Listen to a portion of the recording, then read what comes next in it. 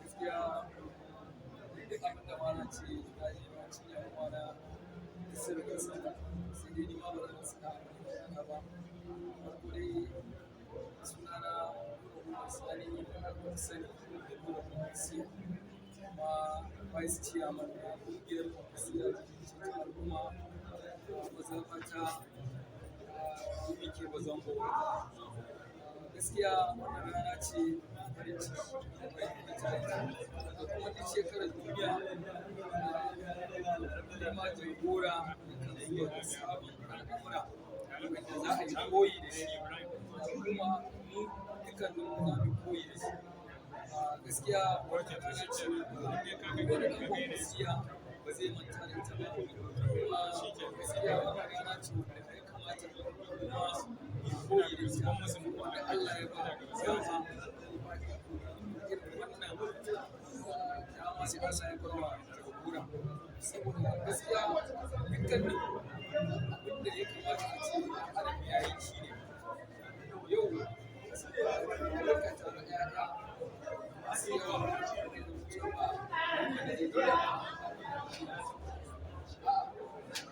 guda ɗaya bakwara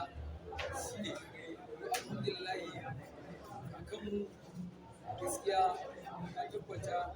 yana alfahari kafin Allah ya karɓi rayuwarsa na alfahari da wannan ɗana shi domin kafin ya jagora cikin wanda yake da biyayya da hidimta masa a yau Allah ya karɓi rayuwarsa wannan masallaci kowa ya sani ya yi buɗe ne an buɗe shi ne a yau sakamakon ya yi shi ne sadakatin jariya a kan alhamdulillahi Allah gaskiya muna addu'a Allah ubangiji ya ji kakanmu gabarta masa da dukkanin magabatan jan hankali da zan yi nima akan kuma sai ake ta farfaganda ne akan cewar wai wanda ya zaɓi jagora wai ya yi asarar duk wanda kaga an yi mai an ja hankalinsa da wannan to gaskiya da ba cikakken ɗan kusiya ba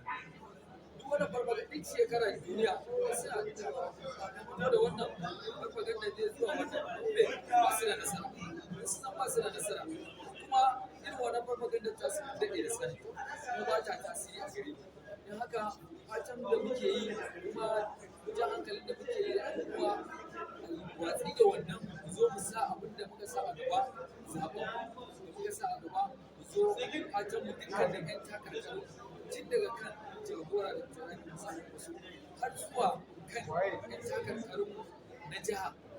gwamna Abubakar Yusuf da mataimakinsa kuma Al-Islamu da dukkanin ƴan takarkarun na jiha muna fatan Allah Ubangiji ya ba mu nasara ɗaya Allah Ubangiji ya sa wannan zaɓen da za mu yi abin da yake an ji alheri Allah Ubangiji ya tabbatar mana shi domin mun riga mun san cewa jagora in ka ce za ka faɗi mai abubuwan da ya yi ma sai ka kwana kana ka gama domin ba za ka iya kidaye abubuwan da ya yi na alheri kowa ya gani a bayyane yake ko ba gaskiya ba so don haka duk abin da muke so don Allah annabi duk wannan jan hankali duk wannan yaudara da mutanen nan za su zo da shi don Allah annabi duk watsi da ita mun san cewa dama yan propaganda ne suka yi kuma abin da suka yi banda zalunci banda yaudara banda ha'inci so don haka wannan lokaci ne wanda ya kamata duk wani dan kwankwasiya ya jajirce mu rubanya abin da muka yi wancan lokacin 2019 wannan lokacin ba za mu yi sake mu tsaya mu yi sakaci da irin abin da ya faru a baya ba an yi mana na farko ba za a ƙara yin biyu ba so don haka muna jan hankali ga dukkan wani ɗan kwankwasiya wanda ya cika sunansa ɗan kwankwasiya tsaya dama kowa ya san ɗan kwankwasiya jajirtattu ne ba san mu da tsoro ba mu tsaya mu ƙara jajircewa domin wannan siyasar ta wannan lokacin wallahi ta bambanta da kowane lokaci dole sai mun sadaukar da rayuwarmu akan wannan lokacin domin ba haka ba wayannan mutanen za su ƙara fito da wani abu da shigiyanci wanda ya wuce na baya to kuma muna nan a shirye muke, in sun shirya mu mun shirya, wallahi ba wanda za mu daga wa kafa akan dukkanin wanda ya zo mana da wani takadarci da wani rahin mutunci.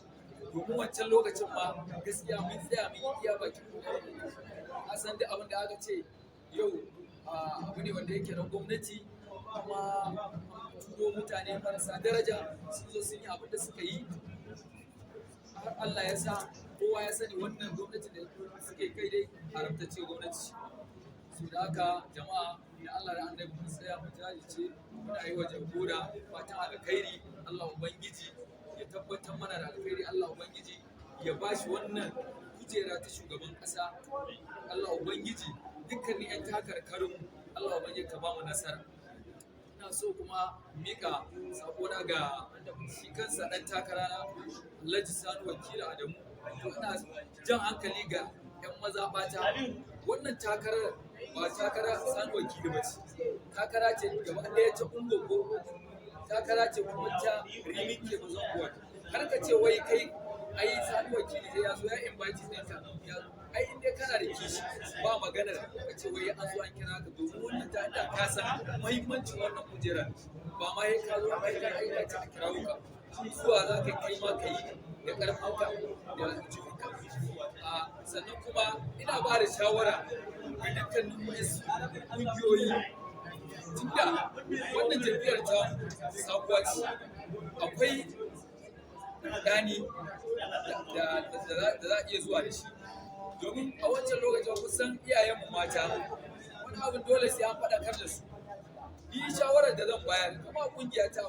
abin da muka ɗauko shine za mu bugo kamar irin ballot paper ɗin nan, za mu bugo wannan ɗin logo ɗin jam'iyyar NNPP da wajen da za a dangwala ƙuri'a ɗin nan. Duk da cewa muna ganin cewa wannan election ɗin ya zo da sabon salo, cewa ana tunanin ba da ballot paper za a yi ba. To amma idan muka zo da wannan ballot paper ɗin, mu raba wa mata a shiga gidaje a wayar da kai ta yadda ga yadda za a yi, ko da abin nan a wannan kwamfuta da ta watso jam'iyyu cewa ga jam'iyyar mai kayan marmari mai kwando, wannan ita ce jam'iyyar da ya kamata zaɓa. So mu shiga gida mu ba matayenmu da ƙannan mu mata da sauran shiga gidaje a wayar da kai da sauran mataye, domin su ne abin kudanin da yake a kansu, domin su naira 5 naira 10 da kake gani ba su masa rena ta akan wani ya zo a yaudare su, wanda da ra'ayin nasu jam'iyyar ta kwankwaso, amma me ba san ta. Amma idan aka zo musu da wannan, aka bugo aka shiga gida ana wayar musu da kai da wannan, to insha Allah ko da an zo zaɓe, ina da yaƙini insha Allah kafin wannan lokacin sun riga sun waye, an wayar musu da kai, sun san jam'iyya NNPP, sun san jam'iyya mai kayan marmari, sun san jam'iyyar Dr. Rabi'u Musa Kwankwaso. Wannan shine jan hankali na, kuma mu kungiyar mu wannan muka dau gabaran yi, muna dauka muna bi gida muna ba mata domin a wayarwa da dukkanin iyayen mu mata, har kai ba ma matan ba, har mu ma mazajen akwai irin wanda har yanzu ba su waye ma da ba bangaren yadda za a yi a zaben. So don haka wannan ina ganin ina ba da satan amsa ne na abu ne na kungiya, wannan satan amsa ce ta kungiya da zo na bayarwa wanda suke da kungiyoyi su ma su saci irin wannan, su je su kwatanta irin wannan, domin dai gudu tare tsere tare. Da fatan Allah ubangiji ya ba mu nasara, Allah ubangiji ya kai mu wannan lokacin zabe, insha Allah wannan zabe da zamu bi iznillahi ta'ala. Dr. Rabi'u Musa Kwankwaso ya ci zabe ya gama, kawai jiran rantsuwa muke yi in Allah ya yarda, kamar yadda muke magana cewa daga Daura sai Madobi bi iznillahi abin da zai faru jihar Kano kuma sai Abba NNPP. Assalamu alaikum.